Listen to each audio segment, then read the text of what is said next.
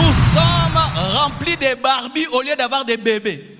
Trop de poupées dans les églises. La poupée ressemble à un bébé. Mais blesse la poupée, il n'y a pas de sang. Parle à la poupée, elle ne te répond pas. Et si elle te répond, c'est une machine qui parle. Et il y a beaucoup de Barbie, beaucoup de poupées dans les églises, appelées chrétiens. Mais ce ne sont pas des chrétiens, ce sont des fabrications. Quelqu'un est riche, tu dis, désormais tu deviens ceci à l'église. Pourquoi? Une manière de le garder à l'église par des responsabilités. Lui-même sait qu'il est païen, mais vous lui donnez des responsabilités pour le garder à l'église, mais sans le sauver.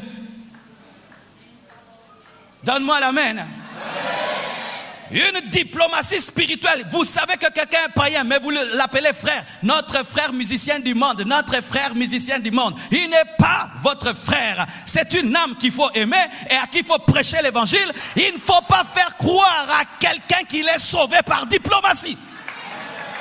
Et beaucoup de frères et sœurs venant à l'église ont des mauvais paramètres de viabilité de leur nouvelle naissance.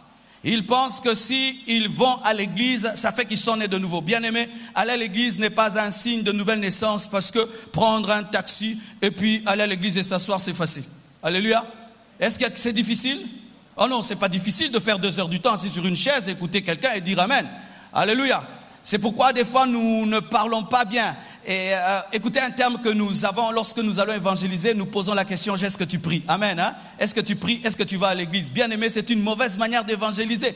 Il ne faut pas dire à quelqu'un, est-ce que tu pries ou tu vas à l'église? Parce qu'aller à l'église et prier ne sont pas les signes d'être viable. Un enfant peut naître, tout est en place. Et si tu penses que l'enfant est né et donc il est vivant, tu te trompes. Il faudrait entendre le cœur et sa respiration pour savoir qu'il est viable. Et ce n'est pas parce que quelqu'un vient à l'église qu'il est né de nouveau. C'est pas parce que quelqu'un peut prendre 2 heures du temps en train d'écouter un orateur qu'il est né de nouveau. Et certains d'entre nous, sur cette base, font des alliances, même de mariage. Pourquoi tu l'épouses? Il va à l'église.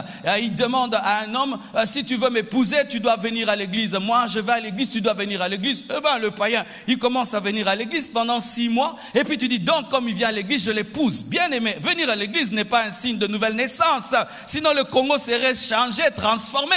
Les mêmes qui viennent à l'église, il faut voir comment ils se comportent aux aéroports, au beach.